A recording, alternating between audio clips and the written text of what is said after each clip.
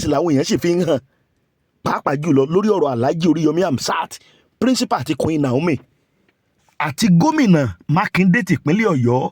Àwọn èèyàn sì ń sọ̀rọ̀ ibo ni ó já sí, ibi ayọ̀ ni ó já sí, torí èmi gbàgbọ́ lọ́la yìí bí Ọlọ́run ti ń bẹ láàyè tẹ́mi ẹ̀ wà, wọ́n gbọ́dọ̀ fi olórí Naomi, alàgbà Oriyomi HAMZAT àti principal Fasasi wọ́n gbọ́dọ̀ fi wọ́n lẹ̀ lọ́la. Ṣùgbọ́n ẹ já sáré jọ wo fídíò yìí kẹ́ ẹ farabalẹ̀ kẹ́ ẹ gbọ́ àwọn analysis kan táwọn èèyàn kan ṣe lórí ẹjọ́ tó fẹ́ wáyé lọ́la àti tó fẹ́ lè jẹ́ bí possible outcome lọ́la. Òní wọ́n ṣàlàyé sínú fọ́nrán èyí tí mo mú wáyé. Mo gbọ́ ṣùgbọ́n káre fún màdámù yìí Sisi Dúpẹ́ fún iṣẹ́ takuntakun tí wọ́n ṣe lórí fọ́nrán yìí. Ẹ̀yin èèyàn wa ẹ máa bá wa share fídíò yìí, ẹ jẹ́ kó kan gbogbo àwọn èèyàn lára o. Bàbá Onírìṣà àti Ilé-Ifẹ̀ wọ́n ti sọ̀rọ̀ o, wọ́n sọ̀rọ̀ o lórí ọ̀rọ̀ tí ń lọ nílùú Ìbàdàn. Ṣùgbọ́n kí ni gbogbo ẹ̀, kí ló ṣẹlẹ̀, kí làwọn èèyàn tún sọ, gbogbo ẹ̀ ló wà níbí. Ẹ bá wa share kó kan gbogbo àwọn èèyàn lára. Fọ́nrán òun rè kí atótónu mi kó lè yé gbogbo ẹ̀yin èèyàn wa. Òun rè o, òun rè. Update kábíyèsí wá ṣẹ̀ṣẹ̀ ṣe, ẹ jẹ́ kí n kà yẹn fún yín. Kábíyèsí sọ wípé the update says the Ooni of Ife, Ọba Adéyẹyè Ògúnwùsì, has assured his ex-queen, bí mo ṣe rí ni mo ṣe gbé wá o, nǹkan tó wà ń bẹ̀ ni mò ń kà o, has assured his ex-queen Naomi Ṣílẹ̀kùnọlá. Ṣé ti rí pé kábíyèsí here, he didn't put his surname, he didn't put the maiden name, you know, but she was addressed as an ex-queen. Wọ́n sọ wípé àwọn mọ̀ wípé Ọlọ́run máa vindicate, that God will vindicate her trial on the stampede that claimed the lives of 35 children during a Christmas fun fair she organized in Ibadan, Oyo State on December 4. Edemo wípé, I have told you this before, pé àfi tí èèyàn bá jẹ́ èṣù, Ọlọ́run má jẹ́ kéèyàn fẹ́ṣù níyàwó. Bobby J, welcome.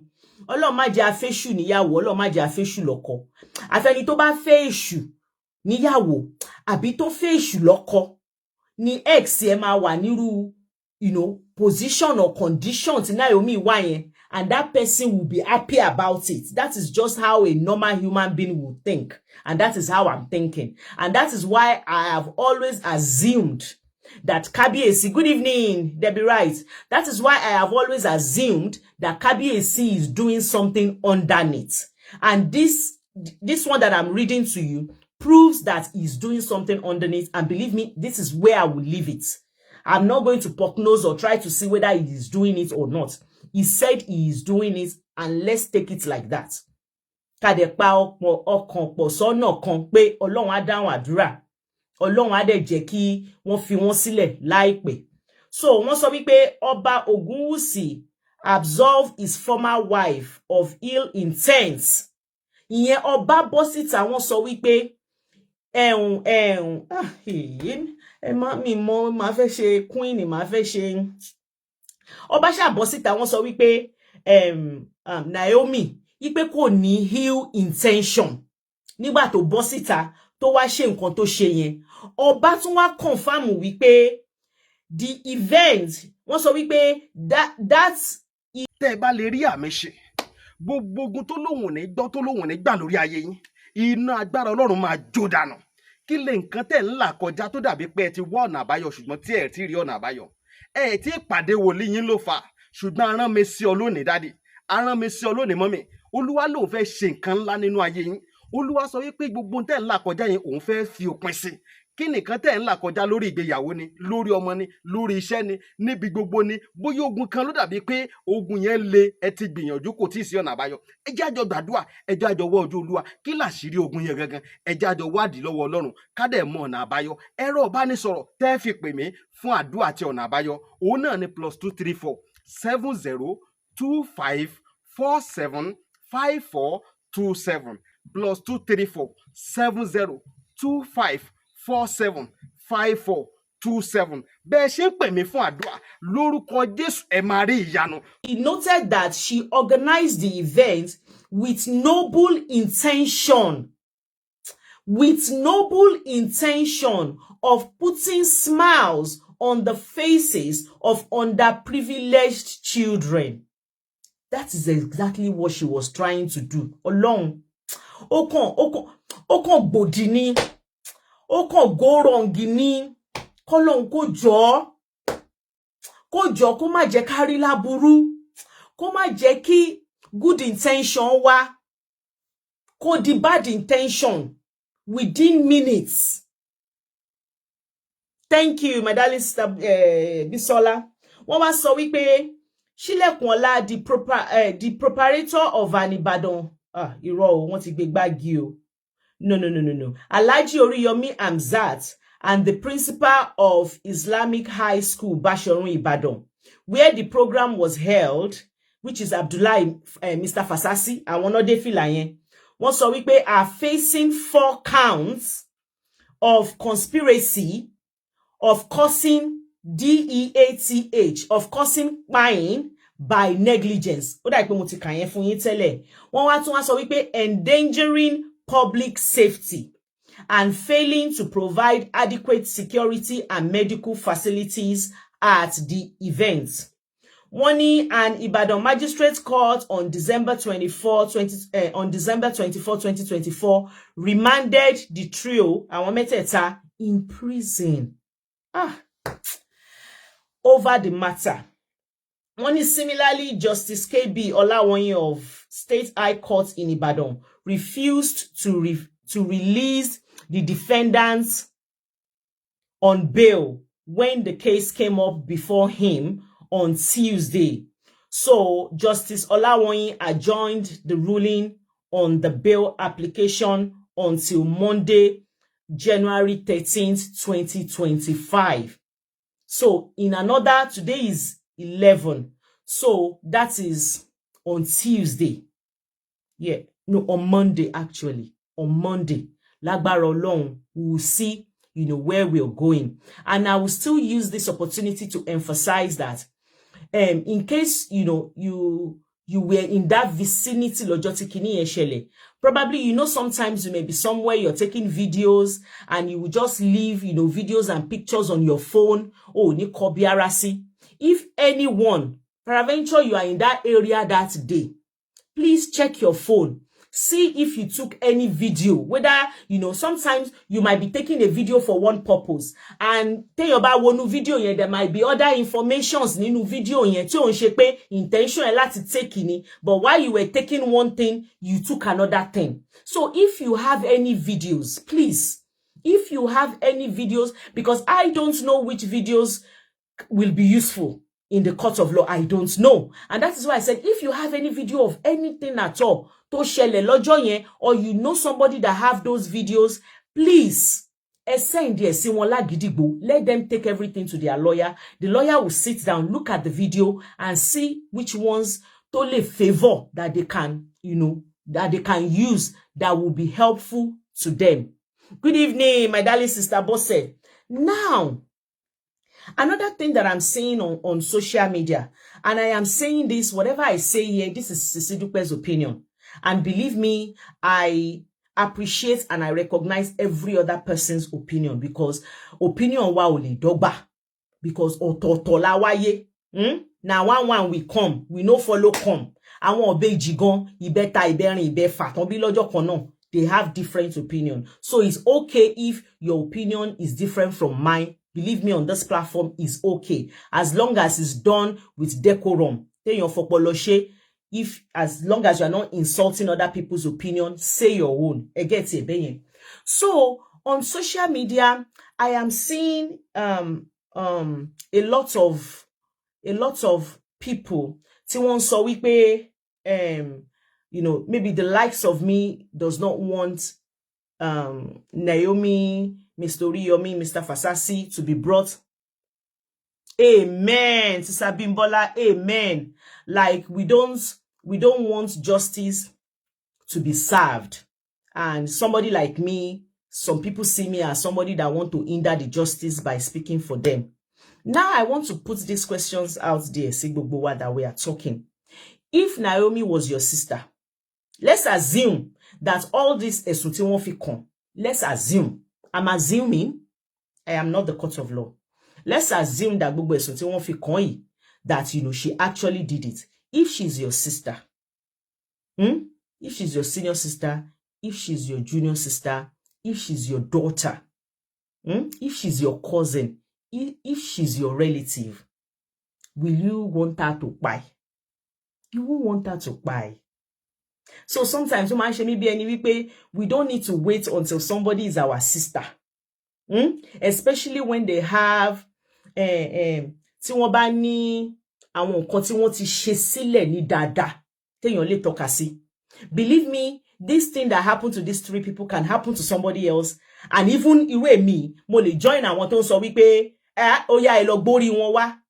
Probably bóyá wọ́n ní àwọn antecedent kan tèmi náà rí tí mo wò pé àwọn antecedent kan tó ti ṣe tipẹ́ yìí pẹ̀lẹ́ lè tán ṣe yìí ẹ má gbà ẹ lọ gbórí wọn wá.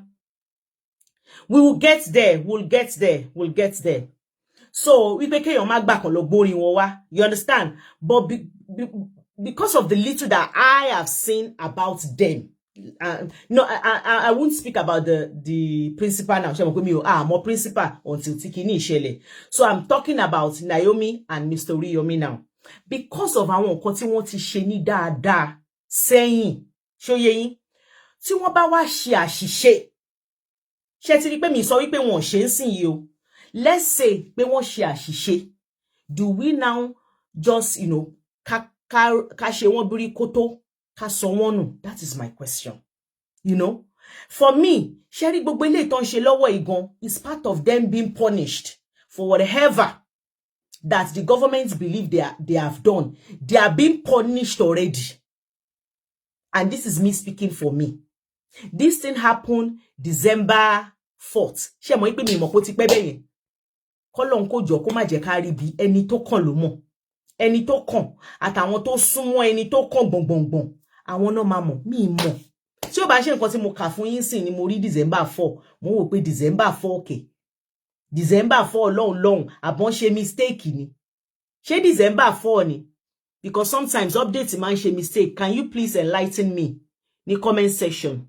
At least we should have human feeling. If this happens to someone else, Bobby J, that is where I am going. A lot of people are saying that assuming Oriyomi was not involved, that Oriyomi would have said Emoriwa korun tele. But I'm thinking, would he have done that in this situation? Let's say Oriyomi is not involved. Let's say it's only Naomi that, you know, She. One in December 18. Now one in December 4. Ẹ má jẹ́ n parọ́. Mo ti wà confused in see me more dating. Which one? Okay, it's 18, not 4. It's 18. So tin lọ sóṣù kan sìn. Pé in 7 days in sìn, ó máa póṣù kan. You think Oriyomi would do that, Sha? Knowing the intention of Naomi, that she meant well. I don't know. I find it difficult to believe you will want to do that.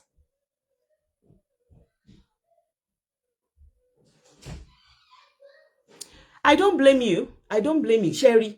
And this is what I am saying about speculations. There is a lot of speculation. And nǹkan tí mo sọ nìyẹn pé tó bá jẹ́ pé bí báyìí. Oh God, ó ti gbóhùn mi. Ìyá àgbà, welcome. Ó ti gbóhùn mi. Ẹ má bínú. Hey, Triple P, no, so I'm not sure of him. I don't know. Sister Bosse, bẹ́ẹ̀ ni ó ní K leg, ó ní bow leg, ó ní W leg, igan sef. Ó sọ sí ni lẹ́nu ó buyọ̀ sí. I am telling you. Yes, me too. I don't see him as a bad person. Probably, see, Bobby J, let me make you an example. Sherry Yoruba tó sọ wípé lè mọ̀ rìn. I want to know why they are still holding them. I seriously, that is what I am saying, Iyagba, that in this kind of an open case, they are supposed to carry people along. you know, with what they are doing, the process day by day. They will be telling you day by day things that they are doing, what they will do tomorrow. They will carry you along so that one minimizes speculation. But because a lot of people now, àwọn èèyàn ti ń sọ wípé àwọn ò sure gan wípé ọmọ 35 ló ṣaláìsí. Fún èmi báyìí sìn, mi lè jiyàn pẹ̀lú ẹni tó bá sọ bẹ́ẹ̀. Mi lè lọ jiyàn pẹ̀lú ẹni tó bá sọ bẹ́ẹ̀ because I don't know too. They said it's 35, but we only have one name. I'm really down because of this issue. I can't sleep well. Oriyomi can never do bad if he's not involved. It is haters at work. Hey, ara speculation náà ni. Ọlọ́run nìkan lọ́ba tó mẹjọ dá. Ọlọ́run nìkan òun lọ́ba tí ó mẹjọ dá. But Ọlọ́run náà ló wá dá wa tó jẹ́ wípé ó ti fún wa ní sound mind tó jẹ́ wípé tó ní kálukú bá ti gbọ́ nǹkan, everybody máa decide ibi tó fẹ́ dúró sí. And everybody right now wọ́n ti dúró síbi tí wọ́n fẹ́ dúró sí, which is okay. Ẹ má bínú. Ṣé nǹkan tí mo rí lọ́rọ̀ yìí kò sí problem ẹ káàárọ̀. Ṣé nǹkan tí mo rí lọ́rọ̀ tó ń ṣẹlẹ̀. Number one, we don't have enough information. Exactly. Adikan. Now, let's look at it according to Ibiti. Most of these things has happened. None of them was being in prison before Kiwantoshe case. Now, my number 2 question. When the governor went jade, I did not see any good reason to give for holding them. He said, one accused him not. Yes. After only possible by you, not become. But then Sister Khadija. Nigeria and our laws in Nigeria in a democratic country is similar. So if you are holding them for a whole month, why? Is there another reason you are holding them? Is there something wrong between you and Oriyomi? Don't fear Jenny. Or why? Why?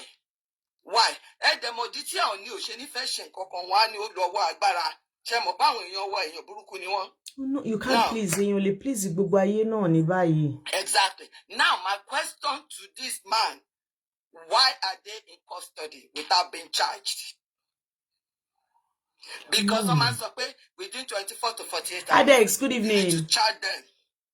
Exactly. Exactly. You have not charged them. You have not done anything. Is it because this is your last term as a political governor that you are doing what Iyagba, they said they have been charged. With what? Oh, what? They have been charged. I don't wonder. Nǹkan tí ó bá yé mi, èmi máa káwọ́ sókè ni o. Oh, no. Oh, you see? What charge you want to court? But what are you charging them for? Is it for murder? Is it for kini? Pay any to plan event? Pay event planner to share gbogbo kini yẹn. Because even if you are saying they go to court and they're going to defend themselves, it was still not the time to start. So you still can't hold them responsible. Period. Okay, see, cool. Is this the count? Yeah, by hold on, ma. Abishe count lele ini because ko gbogbo eti. Show ni. Oh, yes, yes. They are facing 4 counts. 4 count charge. Conspiracy to causing pain by negligence. Okay, negligence? Yes, endangering public safety and failing to provide adequate security and medical facilities at the events. 3. Okay, those are the 3 things. Now, first of all, it was not time. It was not time. Second of all, they said then they have to look for a bigger place.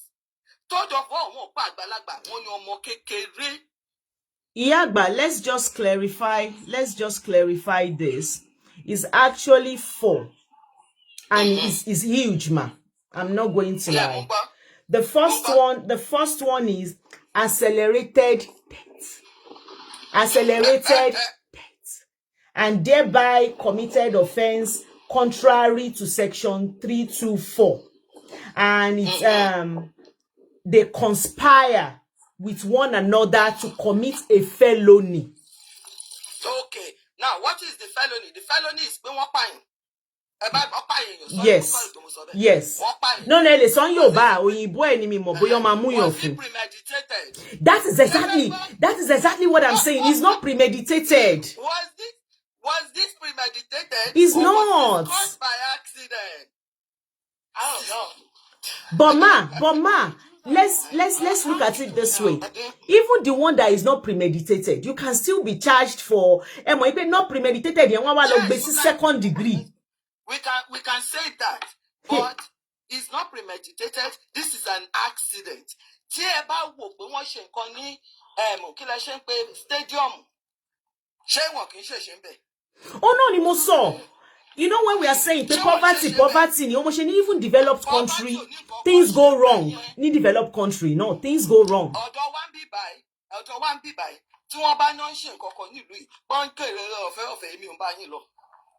Thank you, Sister Toyosi. Yeah, I've corrected myself now. The counts are the charges. Yes. Okay, ẹ jẹ́ kí n tún sọ mí fún yín o, ìyá àgbà o, ẹ ti sọ tiyẹn. Wọ́n wá tún wá sọ wípé on that said date and time àti place yẹn, wọ́n ní pé they unlawfully accelerated the buying of wọ́n wá dárúkọ orúkọ ọmọ ẹyọ kan and others between the age of 5 months and 13 months. Ẹ máa gbọ́ o, by inviting them for a children fun fair program, but failed to provide adequate security medical facility to prevent stampede at the venue. Okay. That's number 2. Yes, ma'am. Yes, ma'am. For common sense, yes, ma'am. Now, anyone unlawful, that's wrong. They took permission from Anthony Benyen. To just state loni, but just city loni, but local government. Ignorance is not Adigo, thank you. It's not a defensible offense. Now, let's say one now, as far as I'm concerned, it means what the meaning. Now, also one should provide adequate information, but they never said at the beginning. You all got there 2 hours or 1.5 hours before the event started. So how do you know who will provide it? One other ọlọ́pàá ní dago mẹ́jọ káwọn tó wá síbẹ̀. Event ò ní bẹ̀rẹ̀ until 9 or 10. 10 o'clock. Even the event starts at 2, but 10 o'clock to 2 o'clock was when they want to start giving the numbers. Thank you. So now, as of me, who is going to be responsible at 7 when you start nonsense? And now he said, the children, kò sọ pé ìyá 82, kò ní ìyá 85, give me to me. Kò ní ìyá 85, kò ní ìyá 86. Only children. Tó bá jẹ́ àwọn ọmọ kéékèèké lọ tira wọn, wọ́n máa ní tira wọn pa o. Ṣé mo ṣá? Bọ̀ Ọlọ́run aṣọ wa. Orí yeye ní mògùn. Ọ̀pá ìṣẹ̀ òun ló pọ̀ bẹ́ẹ̀. Ṣó ti yé yín? Why are they not releasing the names of the people that died? That is why there's a lot of urishi. Everybody is speculating now. People are saying, I want 100, I want less than 35. Only Christmas gifts. Everybody does that during Christmas. We should stop picking on stuff. Everybody, foundation does this. They do it. So don't put the blame on somebody. Stop shebe now. Stop shebe now. Look beyond that. They do this every time. What they think shaking it, Benny. Stop there. Plan. I hate Oriyomi. I hate Naomi. Put that aside and see beyond that. So it's right here. So until I see on the 15th, no, ọjọ́ Monday ni kọ́lọ́ndé mi wá sí Ọlọ́run nípa kankan nu wa. I want to get their bail. They've been here for a long time. They're not a flight risk. But that was what they did. That was what they did on the, or was it on the 7th? That was what they did, and it was refused. That was what they did. Because everybody was expecting that. And you know there is a counter. Because me understand why it's Ijoba. They said the government themselves are counter something. Let's stop one. Release one. There is a lot I don't know. Sorry. Counter, but that's why you have a lawyer. That's why they're going to go at it. And when the government is saying, "Oh, man, come and release it," this is the reason the lawyer Shewa, Toshiman, so we want make a reference to similar cases. You understand? And they have already got bail. So let's see a lot of people now are saying, how come the parents are not coming out? Where, you know, did it actually happen? Orishi now. Sherry governor, your state, you only kini láti pick, only bonu láti pick Oriyomi period. But I'm not going to allege. Sister Red Gold, I stand corrected. So what are you saying? Correct me, please. If I've said anything wrong, correct me. Because I know that, you know, they requested for their bail in last hearing, but they postponed the they said they have to wait another 1 week for the outcome. So I don't know if that is called bail refuser. I don't know. But some people are saying it's bail refuser. So at this point, we go to court and see if it's career-wise, governor of justice, put you over for. The judgment was reserved till Monday. Till Monday. Yes. They refuse it. And Iyagba, you guys don't know Naija. Mo sọ fún yín pé ọ̀tọ̀ ni pé kéèyàn lọ sí kon dájọ́ ẹ̀ kó lọ prison. Ọ̀tọ̀ ni pé kó wà lẹ́wọ̀n. Ẹ̀wọ̀n náà wà báyìí kó ń ṣe ẹ̀wọ̀n náà wà. Ẹ mọ̀ nǹkan tí mo ṣe sọ bẹ́ẹ̀ ni pé tó bá di ma if you are going to hold them, you don't hold them in a cell. Because they said prison. So now correcting me. Which one is detention, ma? Which one is detention, ma? Which one is prison, ma? Okay, Sherry, detention is this. Sherry, teba near offense. Toba muyito ti shake si mi wa mo boya gba mi se rin Naija. Toba muyito shake si yen ilokos. De lole, wọ́n máa fi yin cell tó wà lọ́dọ̀ àwọn ọlọ́pàá. Oh, so cell náà ni, but ó wà lọ́dọ̀ ọlọ́pàá. Yes, wọ́n ní fi yin sínú prison. Inú prison is when. Thank you, Atoki. Wọ́n ti ṣe judgment ẹ. Wọ́n ti gbé ẹ wá sí wọ́n ti sọ bí tó máa lọ. Wọ́n lè gbé kúrò lÉkòó kó gbé lọ Àbújá, kó gbé kúrò lÉkòó kó gbé lọ sí Kilimanjaro. That is the judgment has been done. Okay. To my understanding. So probably we only share mistake in by saying they are in prison. Because there is two different ways. Easily, but that's a cell. That is not in prison. So they say detention is different from prison. Sherry, there is a lot. Ọlọ́run ìlú òyìnbó máa kárẹ̀ o. Sherry gbogbo ọ̀rọ̀ yìí. Wọ́n mú gbogbo ọ̀rọ̀ yẹn lẹ́yọ kọ̀ọ̀kan. Wọ́n máa ṣàlàyé ẹ̀. Wọ́n ṣàlàyé ẹ̀ fún novice. You will know what you're dealing with. It's different here. Yeah, so the court remand them while the case is going on. They can be so remanded. It might not be in jail. My K-Vision. So when you say they remand them, my question is, where do they put them when they are remanded? Where are they? Monitor ni wọ́n remand wọn. Ibo no man fi wọ́n sí during that remand yẹn. You are still going to be in custody of ọlọ́pàá. Toba reprimand here. Oh Lord, because there is no judgment against you. Toba 50 years in prison. Sherry Toba tí wá gbé yín síbi kan gan. Toba tí wá sọ pé kíní kan wọ́n reprimand yín síbi kan tẹ́ dúró síbẹ̀. Toba ṣe judgment yẹn. Toba gbé tí wọ́n bẹ́ẹ̀ for over 1 year. Wọ́n credit yín for that year. Against, why take it away from the judgment? That's how I know it. So, Nigeria. Oh no, me. There's a lot of things we don't know.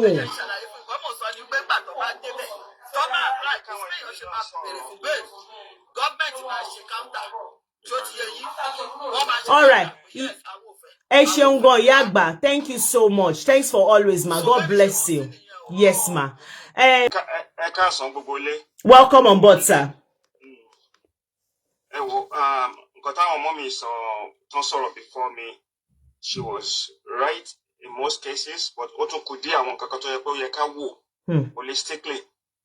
Ṣé rí wọ́n ní amúkùn ẹrù ẹwọ́ olókèlè rẹ̀ wò sálẹ̀ tó ṣe bí òwe ẹ̀yìn àgbà. Ṣé rí nílùú òyìnbó kinní kan wà tí à ń pè ní root cause analysis. Ṣé tẹ́ bá mo dẹ̀ ti ṣe kinní yẹn I've spoken on a few ru àwọn show bíi ti yín madam. Yes, sir. Ṣé tẹ́ bá ṣe root cause analysis yẹn ẹ rí wípé ó ṣe bá ojú ló bá imú. Ló bá mú. But a kàn máa ń sọ̀rọ̀ àfẹ́ wò from the other side torí passion. Kò sẹ́ni tó ní passion tó yàn dúdú in the world.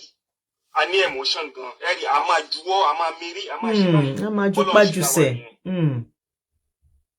Àwa nìyẹn nǹkan tó tún fi dá wa mọ̀ nìyẹn. Now, ṣé rí ìjọba wọ́n ní fault. Tí wọ́n fẹ́ own up tán fẹ́ cover up. Torí potential litigation. 2, Oriyomi àti obìnrin yẹn òun náà ní fault. 3, àwọn parents ọmọ yẹn wọ́n ní fault torí tó bá di litigation tán lawyer àwọn Oriyomi wọ́n á sọ pé àwọn ò force àwọn people yẹn wá. They will defend them and they will cite nǹkan tó wá ń pè ní law cases. So you understand historical law cases láti fi buttress point wọn. Kò sẹ́ni tó lọ mú wọn láti lé pé ẹ máa bọ̀. Exactly what I've said previously. I don't know if you were on my show. So that's one side. Now, Sherry, maybe ní ibi tẹ́mi wá yìí, tá bá fẹ́ ṣe event. Tá fẹ́ ṣe event ma. Yes, sir. Sherry, ìyẹn ti bẹ̀rẹ̀. Kíní kan wà tán pé ní planning. Ṣé èèyàn dúdú ò fi bẹ́ẹ̀ ní? Ó dẹ̀ ló wà affect government wa dòdò bí mo ṣe ń bá yín sọ̀rọ̀. Sherry, I work on very big projects. Sherry, planning yẹn tí wọ́n fẹ́ kán fẹ́ kọ́ wọ́n fẹ́ build ọ̀nà níwájú ilé yín báyìí. Planning yẹn ti bẹ̀rẹ̀ bí 5 years ago. Wọ́n gba permit, stakeholder consultation, wọ́n ṣe environmental impact assessments. You understand? Reconnaissance. Gbogbo yẹn wọ́n á mú pọ̀, wọ́n wá submit ẹ̀.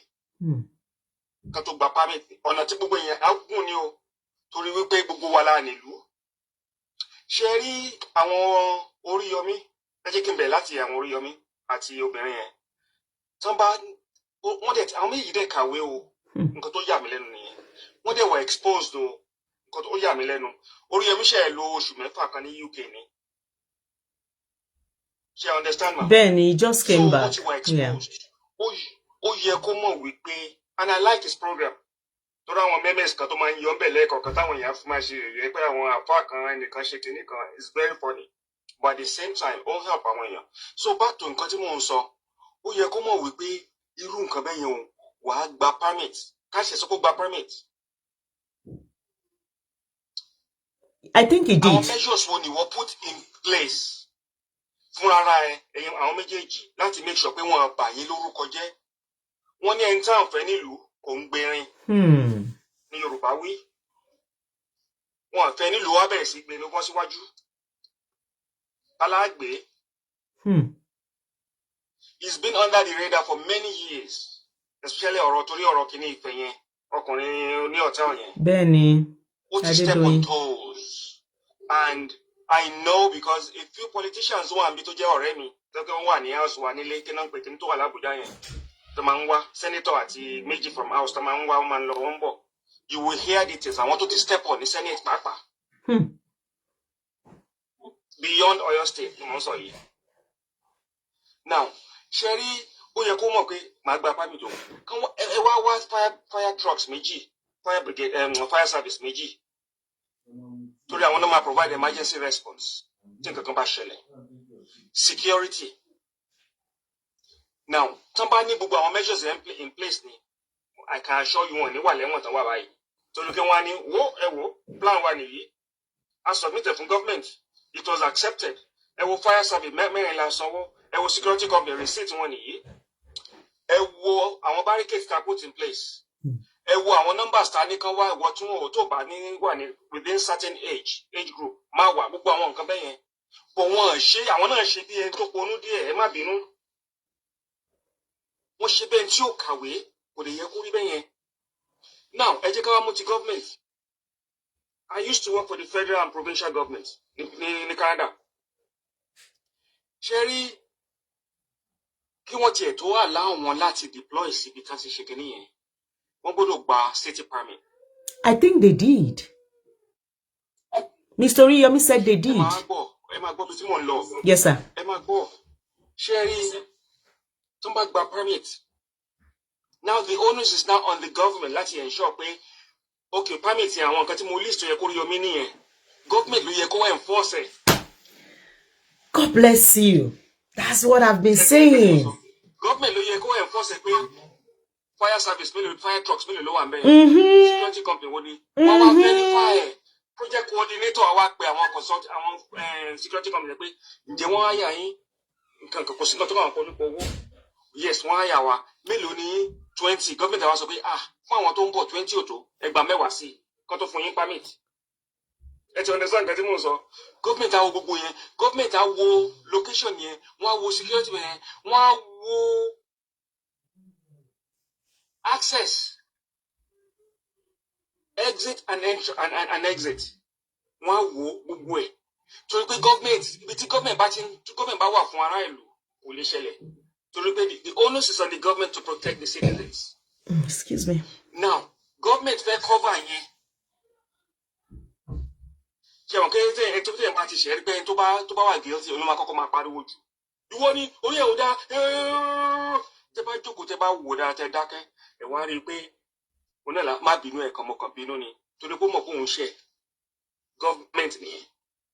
Now ti Oriyomi actually is a supporter of this man, of the governor. 5 and 6 ni wọ́n àwọn tó wá láti Nàìjíríà sọ èmi ti kúrò ní láti 91. Ọmọ láwọn tó ń lọ tó ń bọ̀. Àwọn èèyàn wọ́n sọ pé Oriyomi àti wọn Oriyomi máa ń bá wọn broadcast àwọn policies wọn. He supports him. So kò ń ṣe pé ìyẹn nìkan ni gómìnà yẹn ò fi release Oriyomi. Àwọn nǹkan míì tún wà ń bẹ̀. Ṣẹ́rí the public is watching. Ẹ má gbàgbé. Nàìjíríà ti kúrò Nàìjíríà 50 years ago. Nísìnyí internet wà. Àwọn èèyàn rí. Sí àwọn Oriyomi bá mú jẹ tó bá ṣẹlẹ̀ nọ́tùnla àwọn ẹlòmíràn mú jẹ. Wọ́n cite case law yẹn. Wọ́n cite ẹ̀. Àwọn lawyers are cite ẹ̀. Wọ́n ní àgbàjẹ́lẹ̀ tó lọ sí kọ̀ṣẹ́ wọ́n ṣe tí wọ́n nǹkan tí mò ń sọ. But Mr. Peace, you just said that the government has, their own shortcomings too. My question that I've been asking for days now and nobody has been able to answer me is, so who are those that will hold the government accountable for their part in this misfortune? Because you said something about them having something in place and speaking to organizer to say, have you done this? Have you done this? Have you done this? If that had happened and the organizers have not done what is expected of them, then the onus is on the job. So this thing can't go on because you haven't done, A, B, and C. But they didn't do that too. Yeah. How will they be accountable? 2 ways ni madam 2 ways ni the first one ni pé tọ́rọ̀ yẹn bá lọ sí court àwọn lawyers Oriyomi ló máa ṣe àwọn lawyers Oriyomi àti obìnrin yẹn ló máa ṣe wọn ò ní gba lawyer 500,000 you understand wọn lawyer bí 1 million per hour ni kò ń ṣe lawyer 500,000 fún gbogbo ẹjọ́ tẹ́ ẹ̀ bá mọ̀ kíní wọn nílé ẹ̀yin ẹ̀gbọ́n involved nípa ọ̀rọ̀ ọ̀lẹ̀ ẹ̀ mọ̀ pé lawyers nílé good lawyers wà àwọn èèyàn expose government then àwa ní àwọn kan tó ń pè ní press àwọn náà gbé jáde. But even the press are not doing much on this case. I don't know if it's only me. Please correct me. nǹkan tẹ́yìn ṣe ń sìn yìí ṣé ẹ mọ̀ pé press nǹkan tẹ́yìn ṣe ń sìn yìí. Okay, what the thing. Good service tẹ́yìn ṣe ń sìn nìyẹn náà. That's good service because tẹ́yìn ò bá broadcast ẹ̀ ṣe ti understand káwọn èèyàn gbọ́ ilé asọ̀gùn tọ̀hún nǹkan tó ṣẹlẹ̀ ni they will hold them accountable omi oṣù pé Nàìjíríà ò ṣe Nàìjíríà 50 years ago gbogbo èèyàn ló ní kámẹ́rà gbogbo èèyàn ló ń gbọ́ nǹkan abẹ́ understand nǹkan tí mò ń sọ so the government is responsible 90% ni màá sọ pé government ẹ má jẹ́ kí n tàn yín. That's my take too. That's my take. Because ẹ̀mí ará ìlú, ẹ̀mí ọmọdé ìlú ó yẹ kó jẹ government lógún ju anything lọ. Ju anything lọ. Then Oriyomi àti àwọn òbí 55 ni wọ́n ní 55% ni wọ́n ní. Tó bá pé ìlú tí òfin wà o. Ṣé ẹni pé ká ní Canada bí US ni àbí ní any country in Europe wọ́n ti fún wọn permit ẹ̀ tó bá dẹ̀ ṣe ẹ̀ ti rí kí wọ́n ti fire wọ́n ti proceed. Ó lè yan kan sọ́nsìn wípé let's be sincere here gbogbo àwa tá wà ń bí ọmọ Naija ni wá we know how our country rolls. A lot of people do all these things without any permit. Ṣé rí nǹkan tó ṣẹlẹ̀ yìí ńsìn ló jẹ́ kí gbogbo wa máa sọ wípé where is your permit, where is your permit, where is your... The question is go and ask those that have done it previously mélòó ló gba permit mélòó.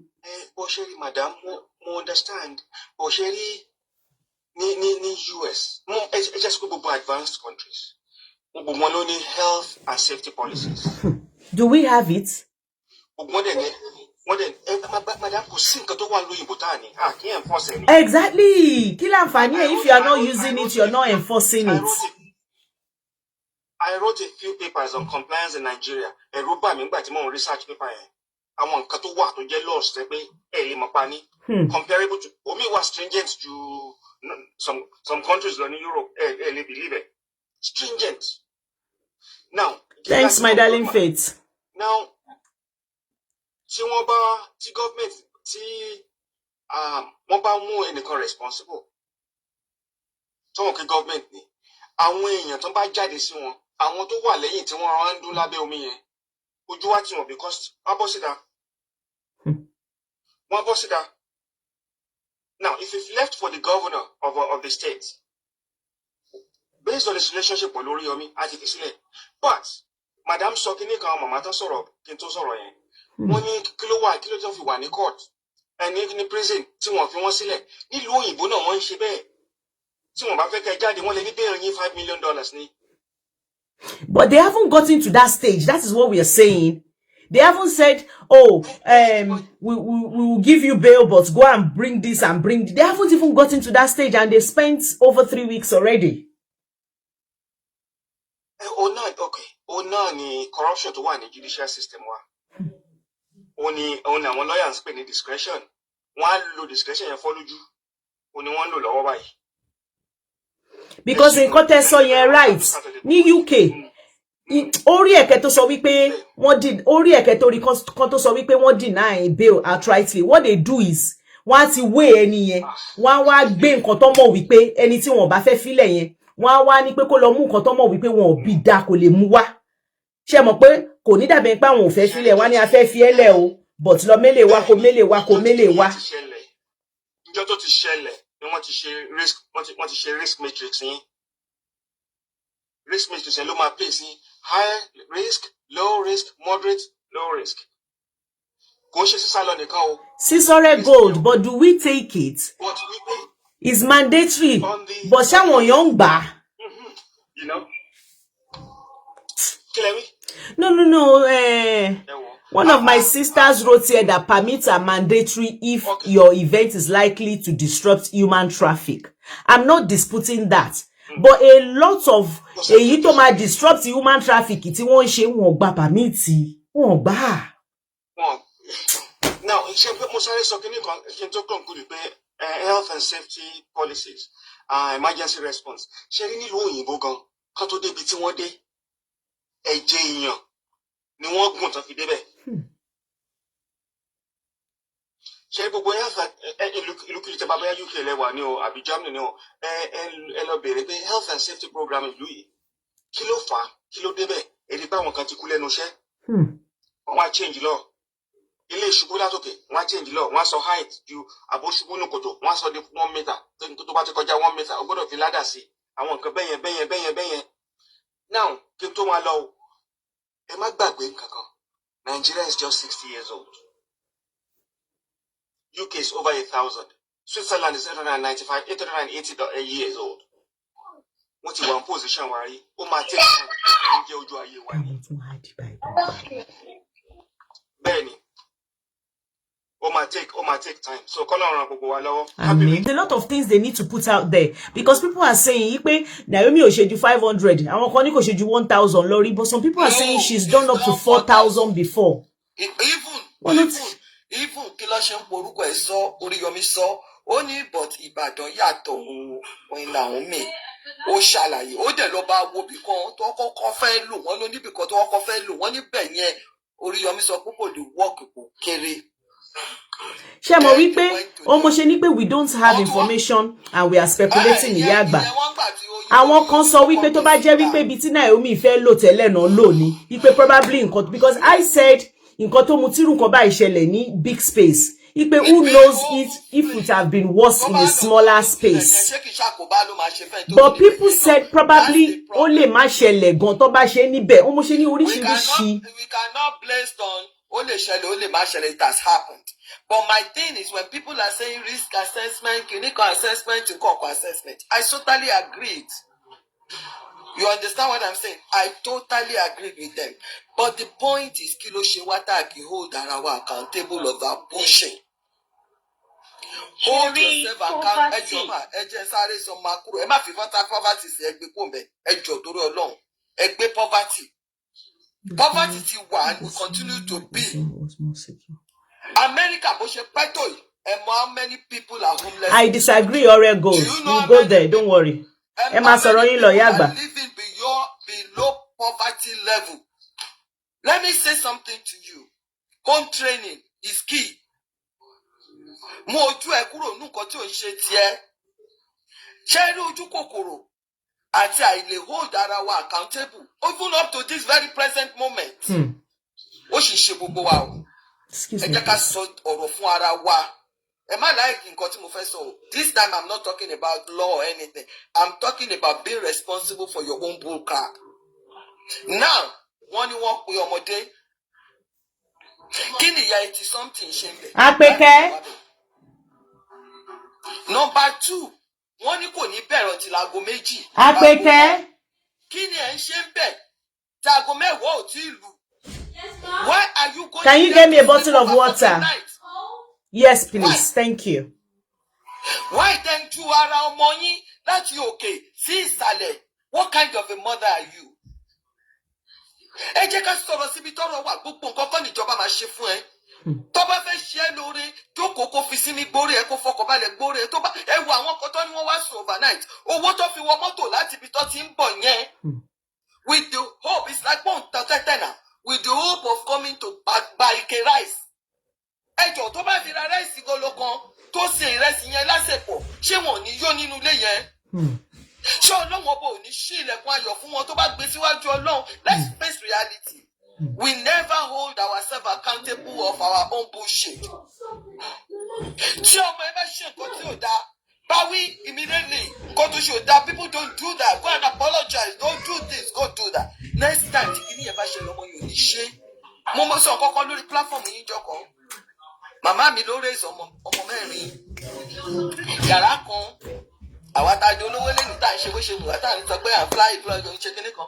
Yes, single parent ni ó bí mi kì í ṣe by choice. Ọlọ́run ló mú bàbá lọ. I just want you to know something. Lẹ́gbẹ̀ẹ́ ilé wa, bá a ṣiṣẹ́ mọ́bílẹ̀ yín ṣe close mọ́ra yín tó kẹtù jẹ́ Nàìjíríà kẹwàá lẹ́gbẹ̀ẹ́ bá bá bí ìyá láyé ẹ̀rí kọ́sẹ̀ rẹ̀ sí bẹ́ẹ̀ kó lọ yọjú. Ìyá mi ò ní sọ fún ẹ pé ó ṣe yọjú. Kò ní sọ àkọ́bí ẹni ṣọ́ gbé wálé ni àbí ẹ lọ bá wọn bẹ́ẹ̀ lọ jẹ sàárà. Wọ́n bá bí ìyá àti bàbá ẹ̀rí kó lọ jẹ sàárà. Wàá jẹ sàárà yẹn lójú oorun. Èmi ló sọ bẹ́ẹ̀ fún ẹ. Wọ́n tún wá gbé wálé gan. Tó bá bí ẹ̀rí kò fọwọ́ kọ́ kí ìyá yẹn tó dé. Ṣé ó ti yé yín? Báfi ó bá wá gbé wálé bó bá bí ẹ̀rí kò fọwọ́ kọ́ kí ìyá yẹn tó dé kó tó gbàdúrà kó tó fomi àdúrà àwọn ayé oúnjẹ yẹn fún ẹ. Tó bá lọ jẹ wàá jẹ ìyáláyà ìyá. Ṣáàrí ìdí tẹ́mi kìíní yóò ṣe ń jẹ bọ́ tó mi kì í jẹ sọ kí lẹ́yìn ṣe pé gálà. Ẹ bèrè lọ́wọ́ mi, mo ti over 6 times sí lúpọ̀ ẹ̀mọ́ mi dáadáa. Mi ò lè jẹ gálà, mi láìkò òórùn gálà yín ní kíni díẹ̀.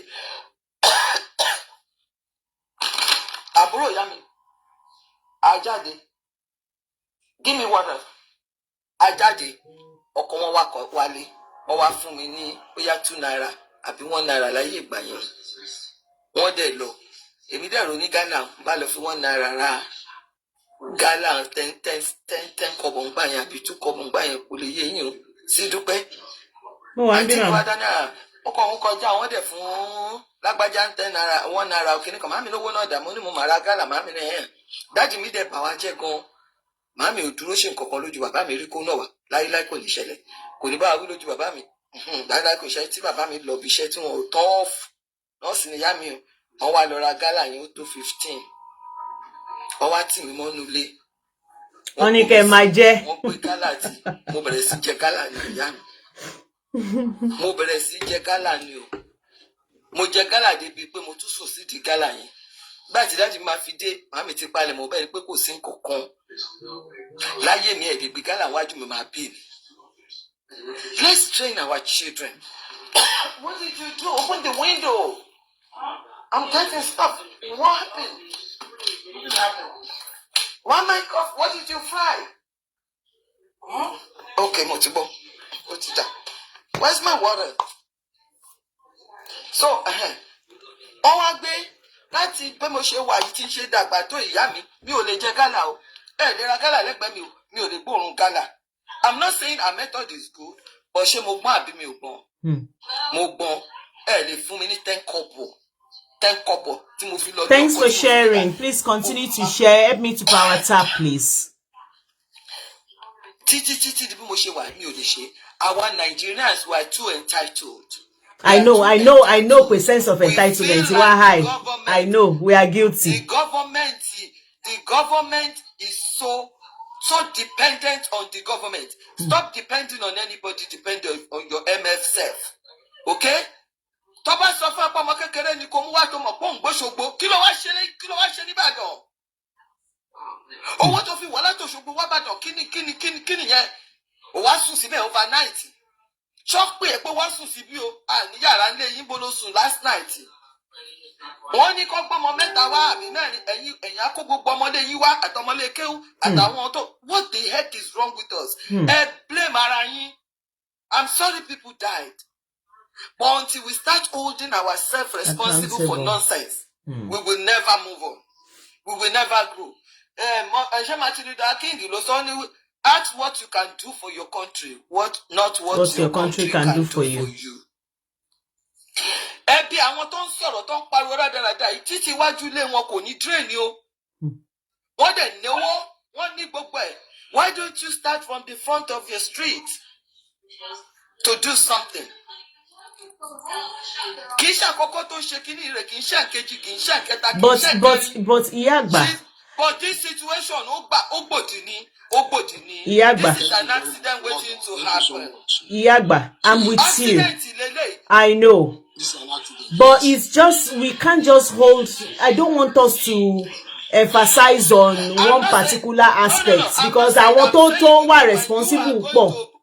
Yes, good evening, Princess Remy. The event planner is responsible. Whoever to rent the out is responsible. The people are responsible. You are responsible. Benny. Yes. And culpable, including the government. Thank you. Did they go there to go and see? Did they go there to go and see? If you buy Tabafe Shepatinis, Emma block it, Emma Lossi local government, Emma Gba permit, one ma was there, Ibo to Ibo left block. From what time to what time they are blocking? They do that in Nigeria. Multi witness in Yokomiku, Iwajule Lalo identity. That's what they did to us. So if you are giving her a permit, why don't you go there and check it? Why don't you ask? Everything you want to do, you ask. There is things put in place. The government is culpable as well. God bless you. God bless you, ma. God bless you, ma. And another thing happened. He himself holds himself accountable. Government, the governor, that guy, another state, twice, he told them, Oda, I am sorry. I'm responsible for not providing enough protection or police clinic for you guys. Now, why don't you hold yourself responsible for this? There is Baba Oriyomi, who campaign for Gbejo, right? Mo promise láti ṣe kọ́kọ́ fún Ọ̀yọ́ kò wá ṣe. This same man come out and brought him out. Has Oriyomi ever called the governor out? Yes. So many times. So many fucking times. Only torí pé òun sọ pé òun support ẹ kò mean wípé tó bá promise ìlú Ọ̀yọ́ ní nǹkan. You must do it.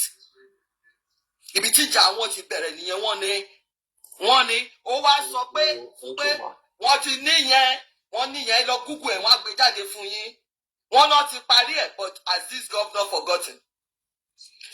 Now, Ikoho, Oshe Baba mi yẹn ṣe roofing, whoever to wà lábẹ́ kínní yẹn twice lọ pa wọ́n burúkú ń bẹ̀. Tóun fúnra rẹ̀ sọ pé òun mi ò bá yàn já o. Ó lóun fúnra ra òun, ó lóun wà responsible, òun dey apologize for not providing enough adequate protection fún wọn. Twice lọ pa wọ́n bẹ̀. Why are you not in jail? Are you holding yourself accountable? I'm not in support of Oriyomi. I'm not in support of anybody. I'm just saying this out. What is good for the goose is good for the ganders. Hey, oríṣiríṣi la máa gbọ́. Èwo tún ni Ọ̀rẹ́ Goldin sọ that he got a contract from Seyi Makinde. I don't care contract. Business is business. Tó bá gba contract, kò gba contract. It doesn't matter. No matter. My point is this. They fell out. It's not, I don't care what happened. But the government is culpable. The event planner is culpable. The person that is local government is culpable. Even he himself is culpable. Everybody is culpable. Thank you. I'll take that. Everybody is culpable in this. As a scapegoat. Don't do that. Thank you. Thank you very much. Ẹ ṣeun ìyá àgbà.